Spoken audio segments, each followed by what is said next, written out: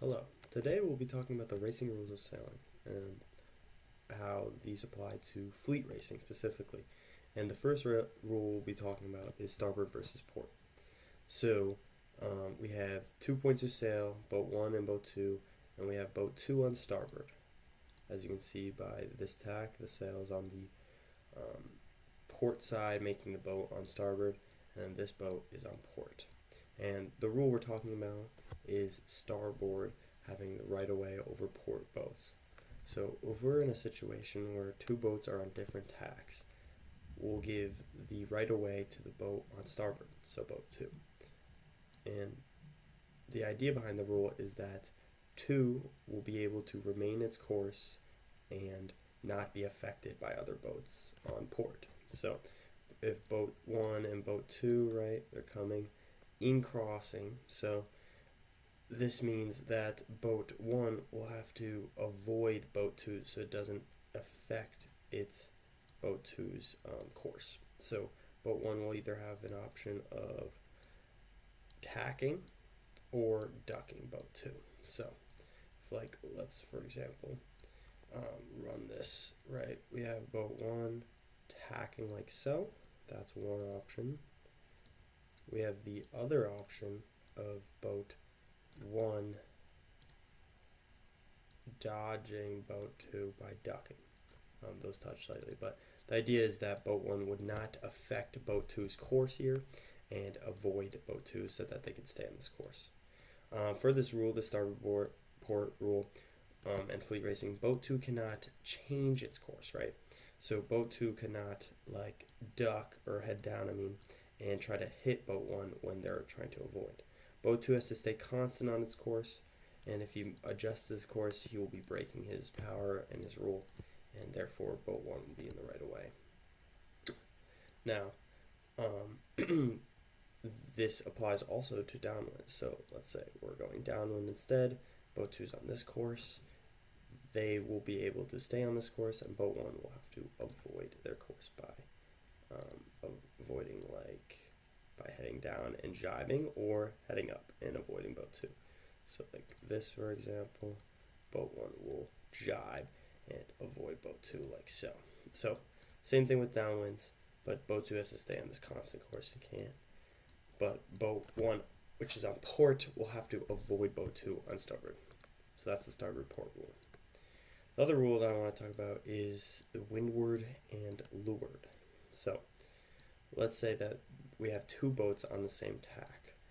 However, we have a boat that is windward of the other boats. So like this, for example. Actually, let's do this instead for this example. This boat is the windward boat, and this boat is the leeward boat. This boat's windward because the wind is coming from above, and it touches this boat first, right? Let's say this is a whole line of wind, right, coming down. This wind line would touch boat 2 first before touching 1. So in comparison to each other, this one's the leeward boat and this one is the windward boat. It's similar to windward sides and a leeward side of the boat, right? The wind touches this side of the boat first and making this the windward and this the leeward. But we're talking about windward and leeward in comparison to two boats, making boat 2 windward of boat 1. And the rule states that the leeward boat has right of way, meaning that it can stay on its course and not have to change, and boat 2 will have to avoid so that boat 1 will stay on their course that they were previously. So boat 2 would have to avoid like so and head up, right? So if we simulate this, for example, boat 2 would have to head up like so, just to not hit boat 1 and change its course.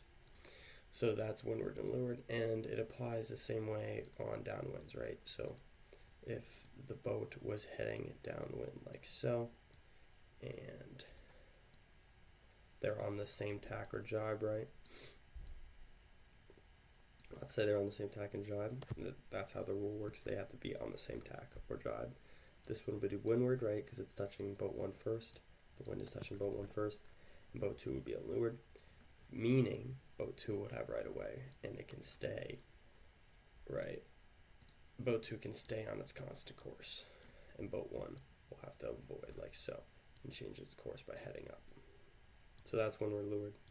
Now, for both these rules, there is a limitation, right? Because of fleet racing, there's another rule that we'll be calling proper course, right? So proper course is kind of like an imaginary string which ties the course together and is the course of which the boats will go around the marks around the race course the fastest. So let's say this is a Windward Leeward type of thing. They'd go Windward, they'd go Leeward, and they would round, right? So it's a string, right? Boats shouldn't be going over here in this direction. Boats shouldn't be going here. They shouldn't go all the way out here. They shouldn't go past this. It's kind of the idea that they're following the string. And upwind's a little different, right? Because they have to zigzag, but it's kind of like with their ley lines, right? You shouldn't be sending people over their ley lines. So, right, if we imagine the ley lines for Windward, for the Windward mark and the Leeward mark, it's like you can't be going outside these zones. So for the rules, the way they work is that you can't be pushing people outside these zones, right? So boat 2 is on Leeward, right? And technically they could send them out because they're Leeward and block 1, right, from jibing like this, right? Because then they would hit them. Not only in port, but they don't have room, and they're Leeward of them, or Windward of them. But boat 2 cannot be doing this past proper course. Boat 2 will have to jibe when proper course gets changed towards this direction, right? They'd have to jibe, and now they can't be using that rule anymore, and they'd have to follow this proper course. And the same thing for starboard and port. So like let's say boat 2 is coming here let's say boat 2 is coming here and we got boat 1, right? Boat 2 can head starboard, right? But they have to round this mark. So yes, they can make boat 1 tack, right? And this ley line's right here. But once they get all the way out here, right, boat 2 has to tack so that they can follow this proper course. Because if they keep going, boat 2 is breaking the rules, proper course, and boat 1 can protest boat 2. So there's limitations to starboard and port. You can't use them excessively. Those are all the 3 rules I want to talk about. If you have any questions, leave some in the comments, and we'll be talking about more of the rules in later videos.